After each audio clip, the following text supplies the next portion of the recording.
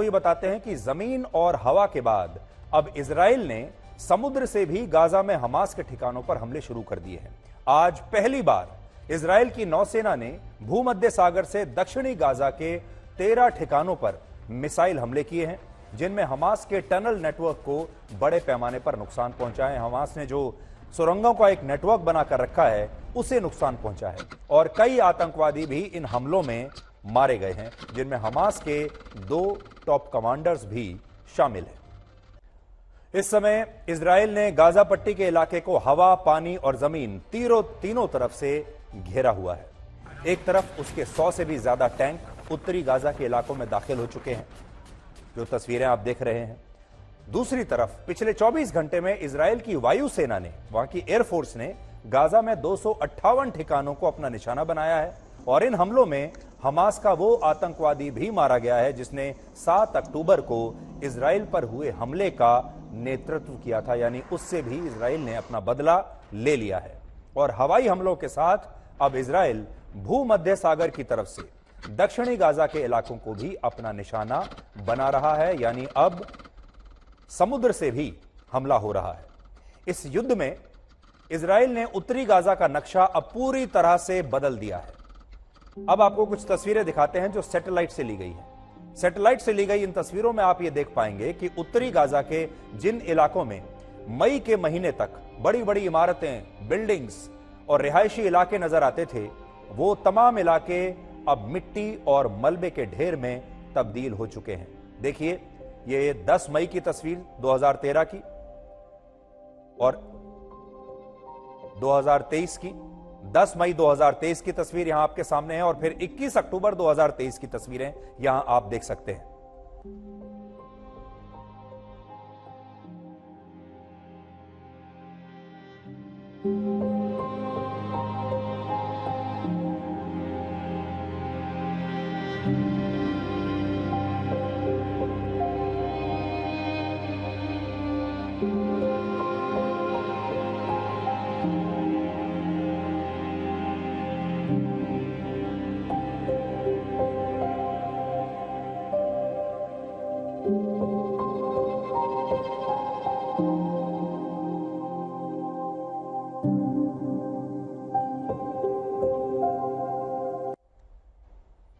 तो पहले की तस्वीरों में और अब की तस्वीरों में आप साफ तौर पर देख सकते हैं कि गाजा का जो पूरा स्वरूप है वो ही बदल गया है।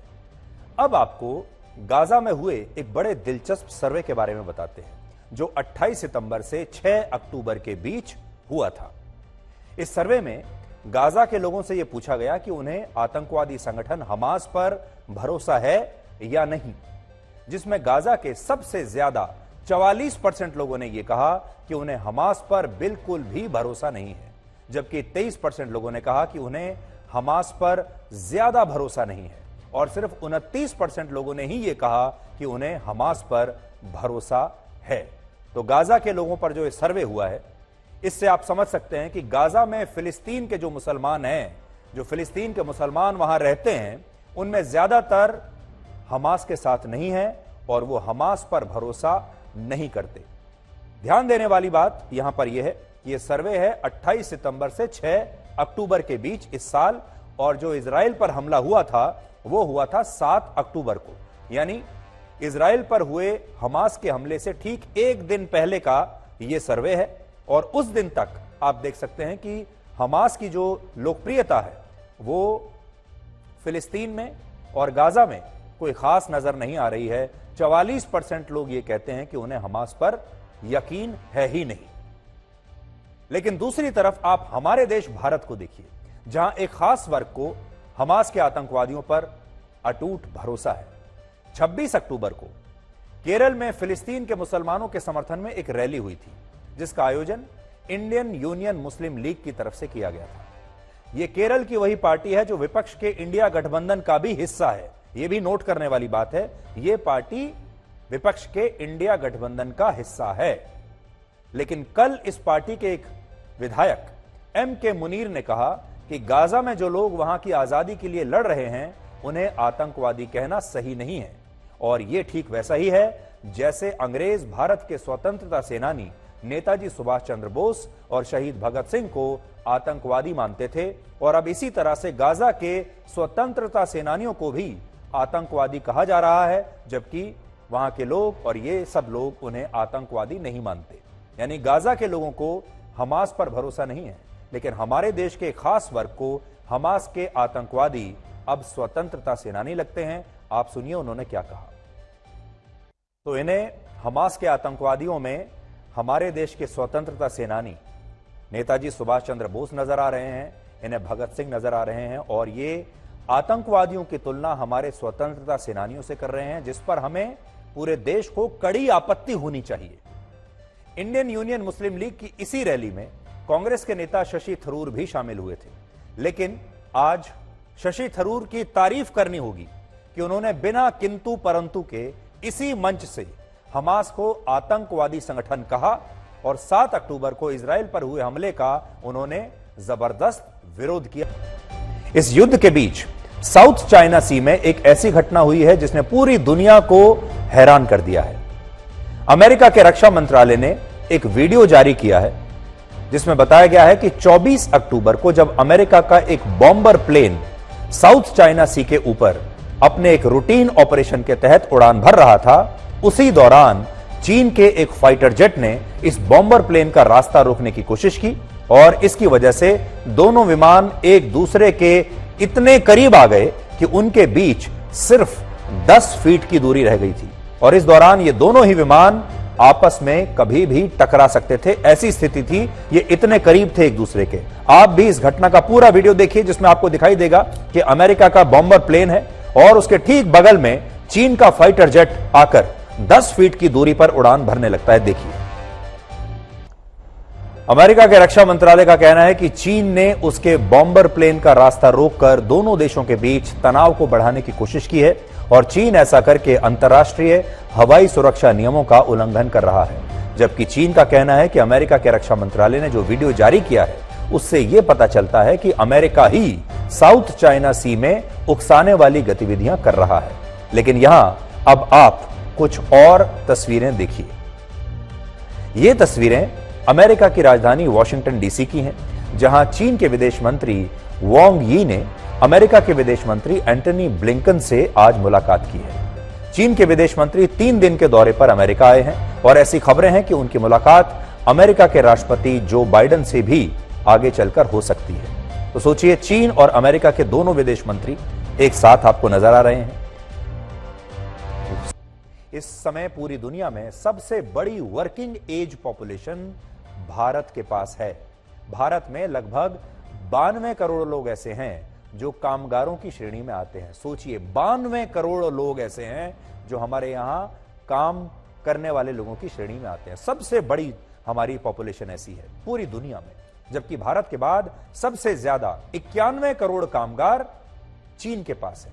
तो भारत इस मामले में नंबर 1 पर है। हमारे पास 92 करोड़ वर्कर्स हैं और चीन के पास है 91 करोड़। लेकिन फिर भी चीन की अर्थव्यवस्था भारत से लगभग 5 गुना बड़ी है। इसलिए आज आपके लिए भी सवाल यह है, थोड़ा सा सोचिए आज इसके बारे में कि जब हमारे पास और चीन के पास लगभग उतनी ही जनसंख्या है, लगभग उतने ही कामगार हैं, उतने ही हाथ हैं, उतने ही इंसान हैं, तो फिर चीन की अर्थव्यवस्था हमसे 5 गुना बड़ी कैसे है?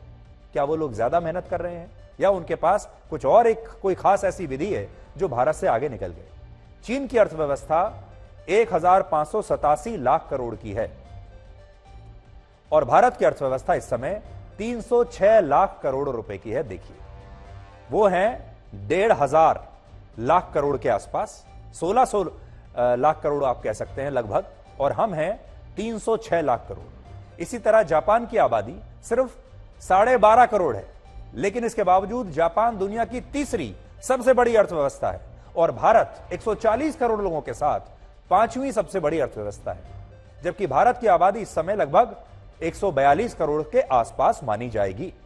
तो जापान 12.5 करोड़ की आबादी के साथ सोचिए 347 लाख करोड़ रुपए की अर्थव्यवस्था बना चुका है और हम 142 करोड़ की आबादी के साथ अभी भी 306 लाख करोड़ की इकोनॉमी पर खड़े हैं। और यह स्थिति भी तब है जब चीन और जापान, ये दोनों ही देश तेजी से बूढ़े हो रहे हैं और भारत के पास इस समय दुनिया की सबसे बड़ी युवा आबादी है। भारत में लोगों की औसत उम्र इस समय 28 वर्ष है, जबकि चीन के लोगों की औसत उम्र इस समय 39 वर्ष है। और जापान का तो और भी बुरा हाल है। जापान में औसत उम्र है 49 वर्ष, यानी जापान अब बूढ़ा हो चुका है और चीन भी धीरे धीरे बूढ़ा हो रहा है। इन आंकड़ों से आप समझ पाएंगे कि चीन और जापान जैसे देश आज बूढ़े होते हुए भी भारत से ज्यादा विकसित और अमीर हैं। और इसका एक सबसे बड़ा उदाहरण यह है कि जब इन देशों की आबादी पूरी दुनिया में सबसे ज्यादा आबादी में, जब इनके पास पूरी दुनिया में सबसे ज्यादा युवा हुआ करते थे, तब इन देशों के युवाओं ने दिन रात एक करके परिश्रम किया। यानी जब इनकी पूरी आबादी हमारी आबादी की तरह युवा थी तो इनके पास दो विकल्प थे, या तो ये समय बर्बाद करते और या फिर दिन रात मेहनत करते। इनके युवाओं ने दिन रात परिश्रम किया। और जापान में तो लोगों ने अपने देश की तरक्की के लिए इतनी मेहनत की कि आज भी वहां लोग दिन में मुश्किल से 6 घंटे भी सो नहीं पाते। यानी ऐसा नहीं है कि दुनिया के जो देश आज अमीर हैं, विकसित हैं, वो भी पहले अमीर ही हुआ करते थे, ऐसा नहीं है। ये देश इसलिए अमीर और विकसित बने क्योंकि इन देशों के लोगों ने अपने जमाने में, जब इनका समय आया मेहनत करने का, तो उन्होंने जबरदस्त परिश्रम किया। आज जिन देशों में आप जाना चाहते हैं, जहां आप अपने बच्चों को पढ़ाना चाहते हैं, जिन देशों का वीजा हासिल करने के लिए आप घंटों लाइनों में लगे रहते हैं, जहां की सिटीजनशिप पाने के लिए आप सपने देखते हैं, क्या ये देश शुरू से ऐसे ही थे? जवाब है, शुरू से ऐसे नहीं थे। ये देश धीरे धीरे अपनी मेहनत से यहां तक पहुंचे हैं कि आज भारत में रहने वाले लोग वहां रहने का सपना देखें। उदाहरण के लिए वर्ष 1905 में जब अमेरिका एक विकसित देश बनने के लिए प्रयास कर रहा था, तब वहां के लोग हफ्ते में लगभग 60 घंटे काम करते थे। अमेरिका के लोगों के इसी परिश्रम ने उसे दुनिया की सबसे बड़ी महाशक्ति बना दिया। और जैसे जैसे अमेरिका समृद्ध हुआ, वहां लोगों के वर्किंग आवर्स कम होते चले गए और आज अमेरिका में लोग हफ्ते में लगभग सिर्फ 35 घंटे ही काम करते हैं, क्योंकि आज वो चोटी पर पहुंच चुके हैं। और अमेरिका में भी आप जानते हैं, तमाम लोग बाहर से ही आए थे। इसी तरह जापान जब एक विकसित देश नहीं था, तब वहां लोग हफ्ते में 65 से 68 घंटे काम करते थे, जिसकी वजह से जापान इतनी तरक्की कर पाया। और आज जब जापान एक विकसित देश बन चुका है, तो वहां के लोग हफ्ते में सिर्फ 34 घंटे के आसपास काम कर रहे हैं। और इसी तरह चीन के लोगों ने भी अपने समय में बहुत परिश्रम किया है। आज से कुछ दशक पहले जो स्थिति इन देशों की थी, आज वही स्थिति भारत की है। और इसीलिए अगर भारत के युवा आज अपनी क्षमता से ज्यादा मेहनत करते हैं, तो भारत भी तरक्की की नई कहानी लिख सकता है। लेकिन अभी ऐसा लगता है कि भारत के बहुत सारे युवा ज्यादा परिश्रम करना ही नहीं चाहते। आप जैसा मैंने आपको बताया कि अब ये दोनों देश, अमेरिका और जापान, ऐसे शीर्ष पर हैं कि अब इनके लोगों को ज्यादा मेहनत करने की आवश्यकता ही नहीं है। और वहां मुश्किल से 35 घंटे एक हफ्ते में लोग काम कर रहे हैं। लेकिन भारत को अभी बहुत आगे जाना है, लेकिन भारत के लोगों ने अभी से ही हफ्ते में 35-40 घंटे ही काम करना शुरू कर दिया है, जबकि भारत के लोगों को 70 घंटे काम करना चाहिए एक हफ्ते में।